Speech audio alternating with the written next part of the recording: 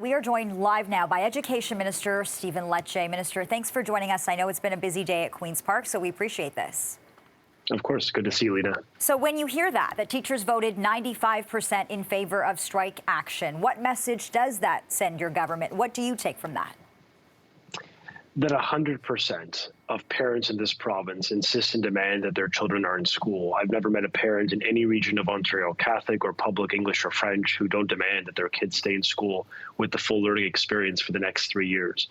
We just was able to achieve something historic with OSSTF. That's the English Public Elementary School Federation. We landed a deal that allows us to keep negotiating in good faith and then send any outstanding matters to interest arbitration. A poll, as released in the Star, confirmed that 70+% of Ontarians think that's a fair proposal.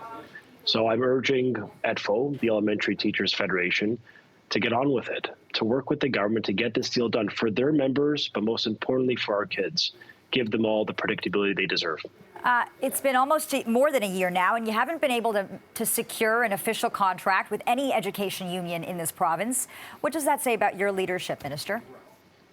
Well, I have to correct you. We just landed a deal with OSSTF, one of the largest unions in Ontario. I think to your question, it speaks to the ability of this government to sign good deals with public sector unions. We just signed another agreement with ETFO's education workers. So the impediment here seems to be with those that are slowing the process down. We landed a deal with OSSTF.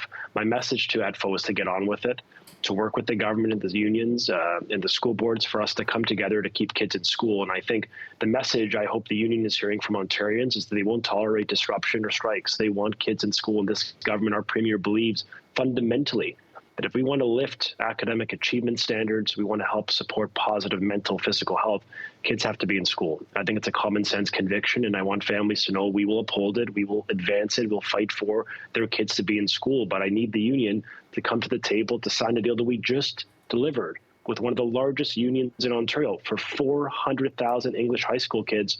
They have peace for the next 3 years, and I simply want to achieve that for all children in this province. Right. Respectfully, the question was about official contracts, not a tentative deal to continue negotiations. But I do want to talk about what the union is saying, because it says its patience is running out, that it wants your government to address the staffing crisis in this province, that it wants you to address violence in schools, and that it wants you to put fair compensation on the table. How do you respond to that? Look, we believe that these are important issues, and I want to have those discussions at the negotiating table. We also believe that if there isn't an inability of all the parties to come to an agreement, that we come up with a resolution mechanism to resolve outstanding issues that's fair for all the parties. Our nurses, our transit workers, and apparently our public high school teachers are able to use this forum to sort of remedy those outstanding issues. So we believe it's important to have the discussions at the table with OSSTF. We are. And any outstanding matter we can agree on, we will come up with a mutually agreed upon arbitrator that will then give direction to us. And I think that's the fair process to achieve. Keep in mind, we added 2,000 more frontline educators. These are teachers benchmarked at $100,000 per year. We pay our educators among the highest in the country, the highest, the best benefits and pensions. And by the way, I'm prepared to invest so long as we get a quality outcome for families and taxpayers. But we need the kids to be in school. I need the union to come to the table to sign a deal that preserves the in-person learning experience for kids.